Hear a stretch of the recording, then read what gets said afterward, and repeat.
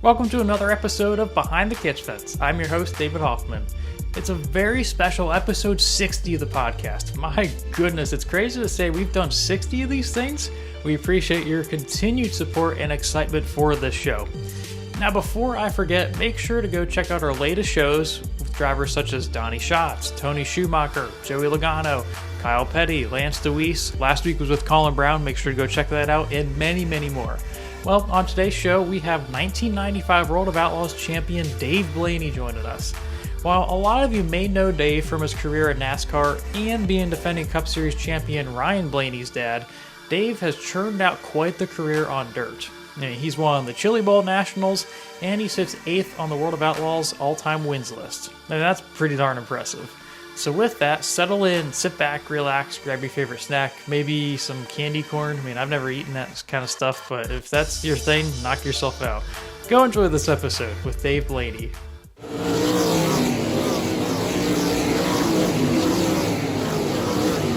So how are you doing? I appreciate you taking the time.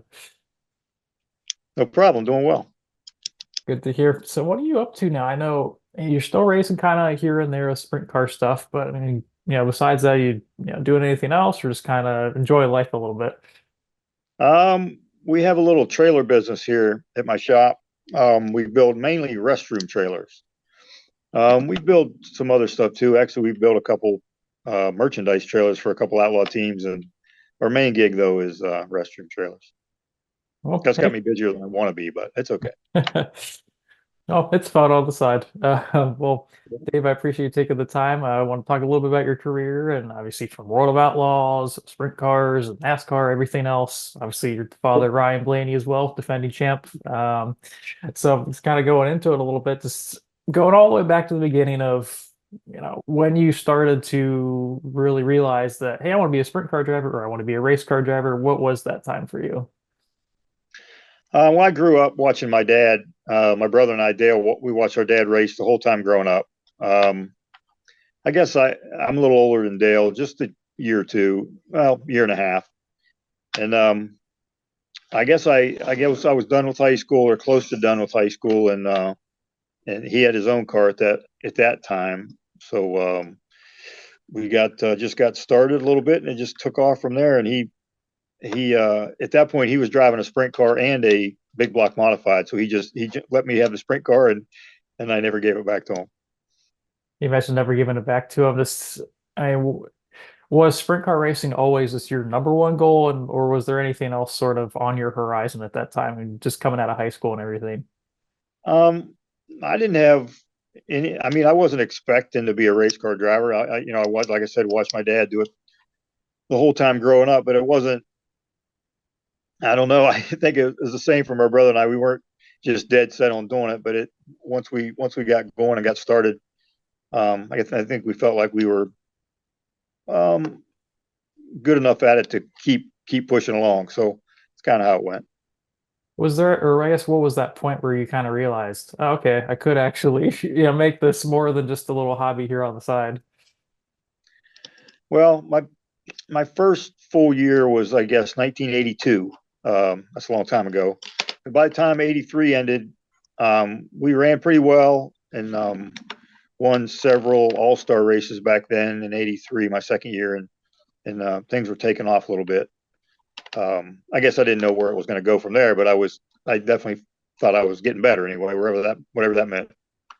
You mentioned with your brother and, just being able to kind of grow up with him in this realm of things. Just how is having your brother kind of alongside you doing like racing kind of a positive, but also a negative? Because I'm sure siblings can obviously have their quarrels as well.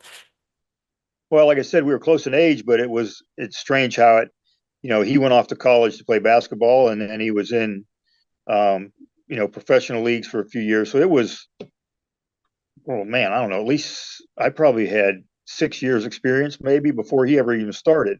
So he got a late start at it.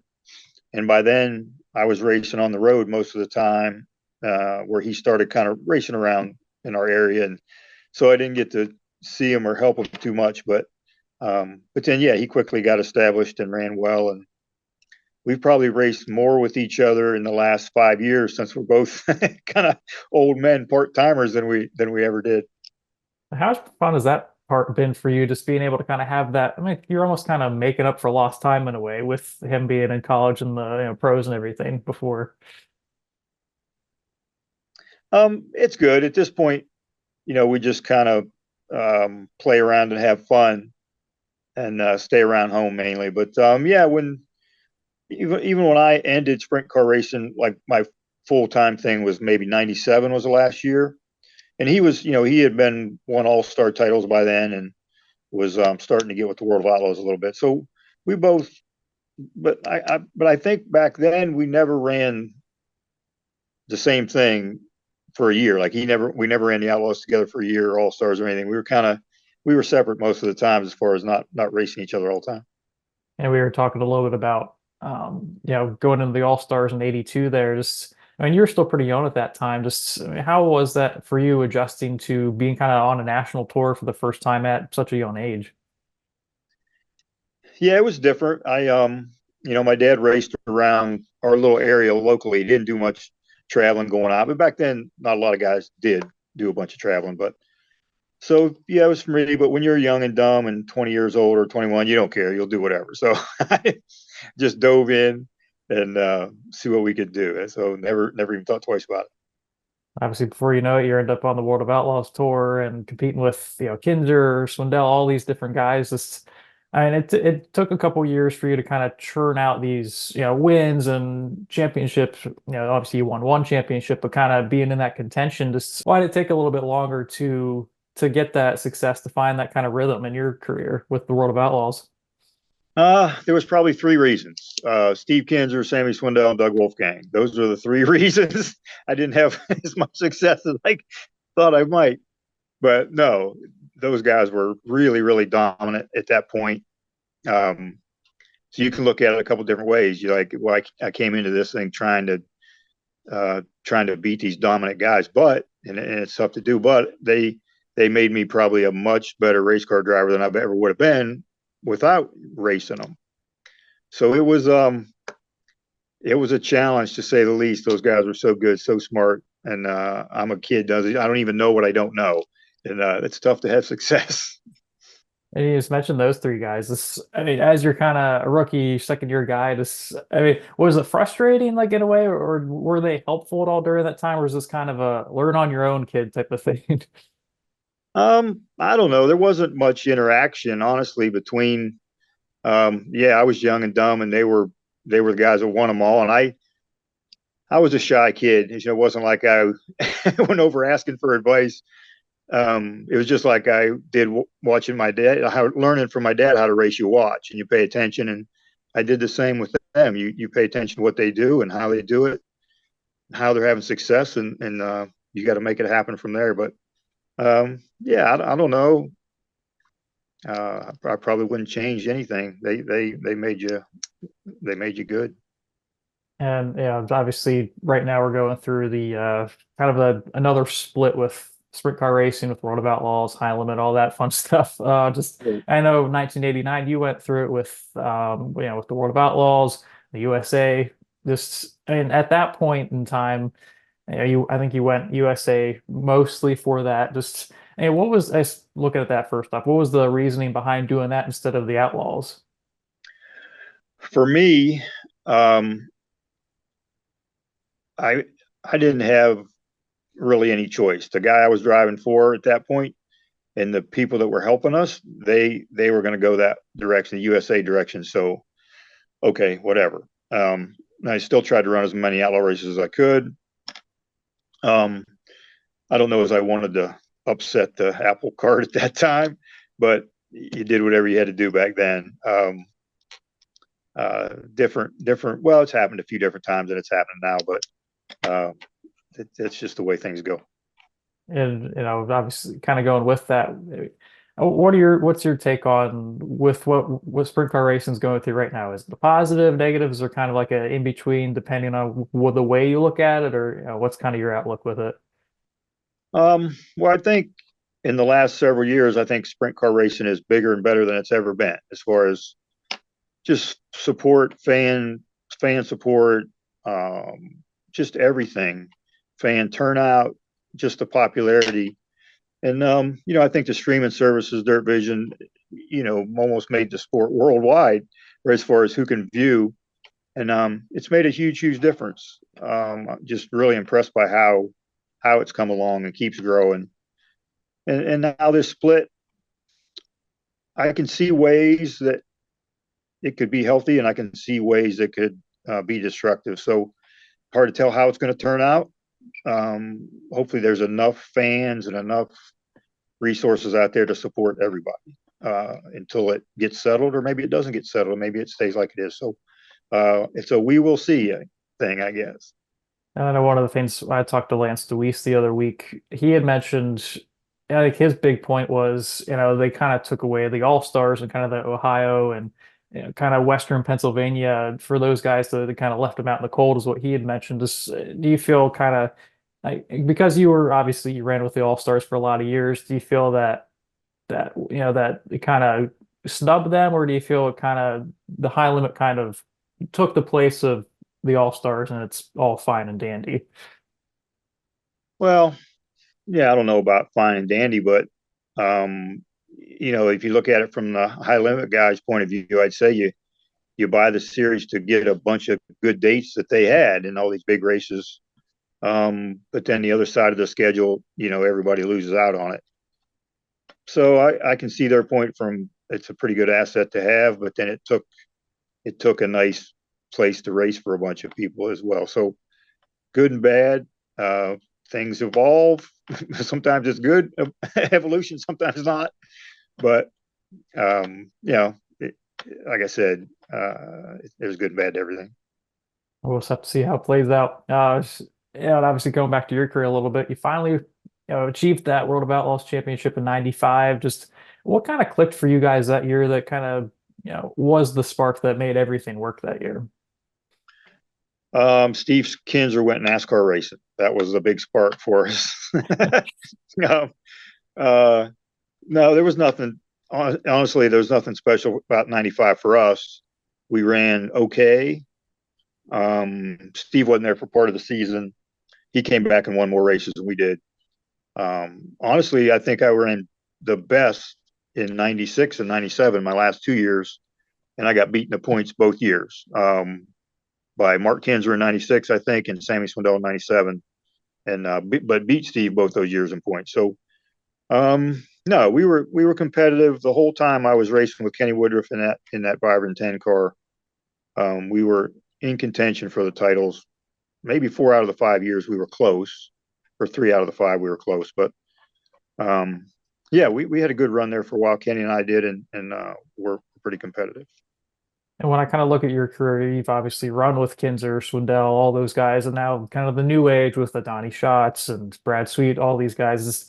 And I don't know if you can really compare them, but when you compare those two, I guess, eras per se, I mean, how has the competition level sort of varied between, Kinzers and the Swindells to today with Schatz, Sweets, and everyone else? Yeah, I think in this latest decade or decade and a half, I'd say the equipment is way more even from the front of the field to the back than it ever was, in the '90s, let's say. I'd say there was, some guys' engine programs were far and above, and some guys' experience levels were way up compared to others. And I think it evened out there. So for Donnie Schatz to win as much as he did, really impressive. Same with Brad Sweet, to win title after title. So those guys certainly excelled. And yeah, you can't compare different eras, I don't think, in any sport, but you look at their era and they excel. We obviously can't talk about your career without winning the Knoxville Nationals there in '97. With Knoxville, I mean, I've never been yet, but just how would you describe that atmosphere and what makes that race so special to win? Well, there was a long history of the Knoxville Nationals, clear back into the '60s, I believe, and it was when I came to the sport, it was always the biggest race of the year, biggest race in the country, most prestigious, I guess.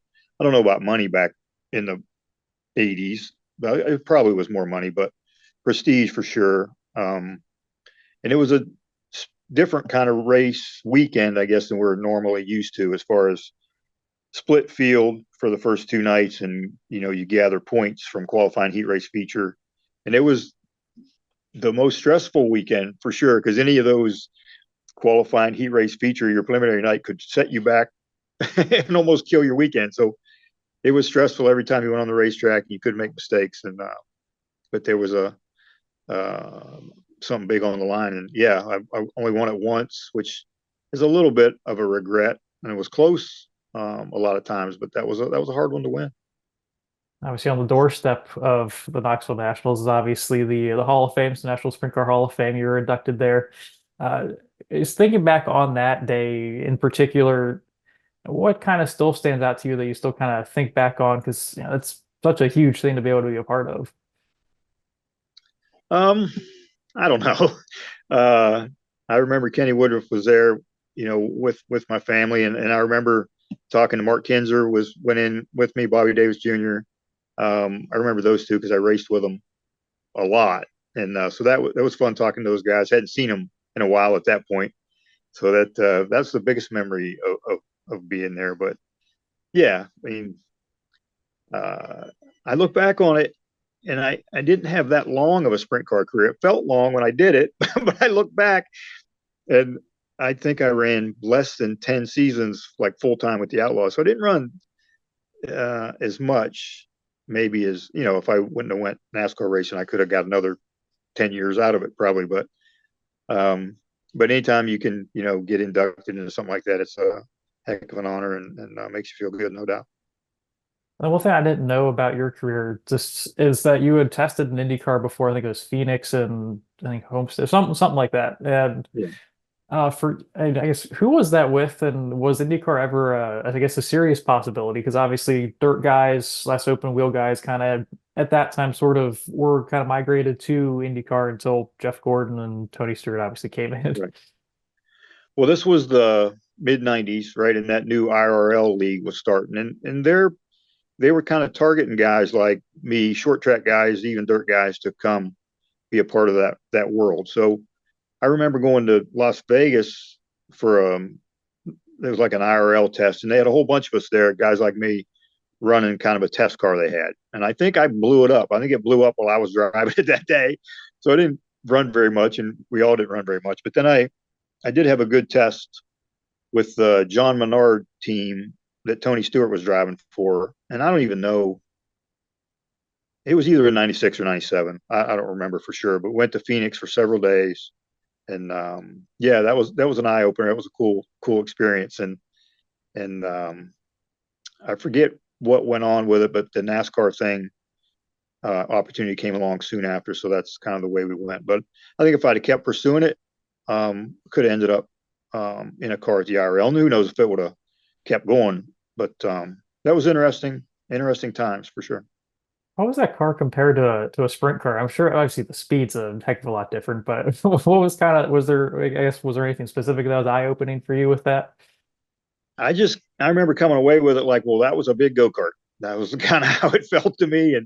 And obviously there was a lot to learn, any type of new race car you get in, especially something like that that's got that kind of speed and downforce. Tony Stewart was helping as much as he could, but you just got to get laps, and it was a cool experience though, all the way around. And you mentioned, moving to NASCAR. I mean, at 38 years old, you moved over to it. At that time, obviously, you're still on top of the sprint car world in a way. Just why was that time for you, I guess, the perfect time to go and do something like NASCAR? I asked myself that a lot, and I'm not sure it was. um, I don't know really. Looking back on it, yeah, I had a good thing going with at that point in '97, we had kind of had our own team with Keith Hilton partners with it, and Kenny Woodruff take care of it, and it was going really well. Yeah, my last year we won Knoxville and the historical big one at Eldora, and second points, and ran well. But anyway, I hadn't really sought out something in NASCAR a lot, and had something kind of come around where it was with a good team. I wasn't going to go, to North Carolina and just kind of search around and knock on doors to try to get something. But this was a good team, and Bill Davis, good sponsor in Amoco. So I said, well, this is, if we're going to take a shot, now's the time. So we did. And obviously it worked out pretty well. You had like 16, 17 years in the sport, across Cup, Xfinity, trucks, everything else. I mean, you were kind of like a mainstay in that and kind of always there, always just, it's like me growing up, I'm always like, man, they play there, it's like that's who I remember, always kind of being there in the sport. And this, I mean, as what do you feel kind of attributes to your longevity in the sport? Obviously, it's a tough business, and just different car owners and everything else that kind of comes with it. I don't know. I don't know. Yeah, the NASCAR thing was tough, and I guess I didn't realize going in. I did realize how tough it would be, but just getting used to a heavy car that I'd never been a part of a heavy type of race car, and all new big tracks, big speedways, and some of them actually I felt really comfortable at right away, and some of them I felt like I was on the moon. It was bad, but yeah, I wish you look back at it, and I wish I was a little younger, and I think I could have maybe got, it with down there. You got to get a good chance with a good team with the right amount of experience to take advantage of that situation, and I just never kind of had those things line up. Was that transition? I mean, I guess how long of a transition was it? Because some guys it takes a little bit, some it takes a couple years to actually fully feel like that you're a stock car driver at that point. How long was that for you? And what were some of the hurdles with that? um, well, I ran a partial, like back then it was a Busch Series in '99, and then a or '98, and then a full Busch Series in '99, and had a chance to win a couple, didn't, but felt like I was catching on. So then it was full time Cup in 2000. I wasn't very good, and then in 2001, my second year, we had the new Dodges come in. They were fast, and we actually had several chances to win in 2001. And I felt like I was doing a decent job, and I was learning. And so I say by the middle of '01, I felt like I was okay. I got to a point where I could race with them, but I needed to obviously know more. But it wasn't bad. And kind of closing out your career a little bit, just I mean, when did you kind of feel that, yeah, I'm good with NASCAR. I'm just ready to kind of spend more time with family, do the sprint car deal, I guess. Did you have peace with it? Ending it when you did?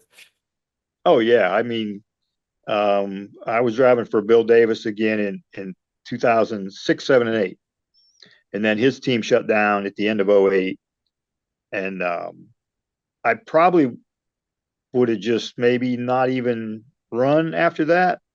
But Ryan was young and wanting to race a lot, and Dad needed to make a little bit of money to race to race Ryan. So we kept running small stuff, but then we had some decent years with Tommy Baldwin after that as well. But a lot of it was to keep Ryan racing. And final few questions. You mentioned Ryan, and one of the unique things that I remember, seeing is I think it was 2012 at Richmond. Both you and Ryan for running for Tommy Baldwin there, same fire suits. He rode in Cup, he was Xfinity. That his first start in that at the time. Just and I guess being able to be kind of there for his first start and being kind of the same team. Just how was that for you to to experience that?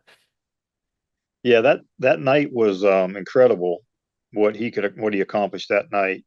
But I guess I don't remember that night as much as I remember all the races it took to get to that point, and all the people that believed in him and pitched in and helped a little bit, and Tommy Baldwin was sure one of them.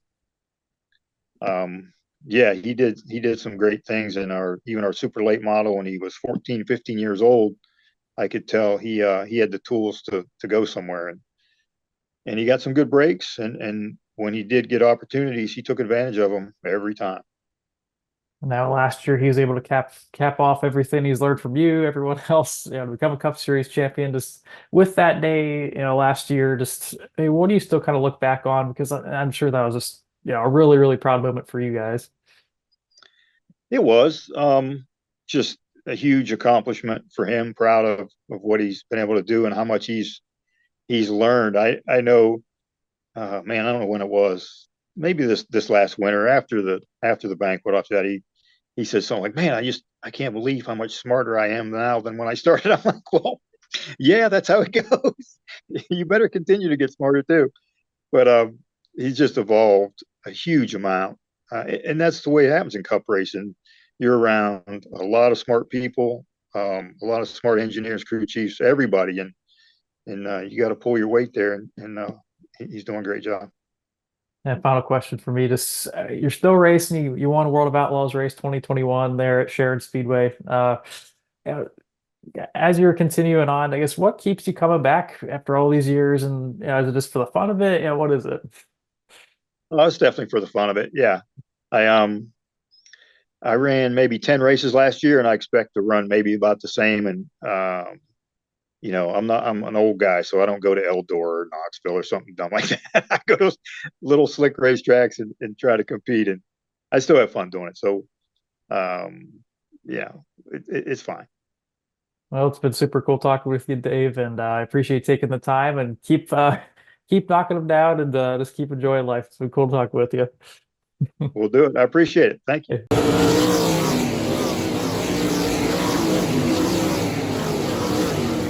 Thanks for tuning in to episode 60 with Dave Blaney. I mean, sheesh, there's just so many takeaways from our conversation, but my head keeps coming back to him and those IndyCar tests. Obviously, it didn't work out, but I mean, say Dave does get picked up by John Menard, he very well could have carved out a pretty stout open wheel career. I mean, going from a sprint car to an Indy car probably would have been easier than a stock car.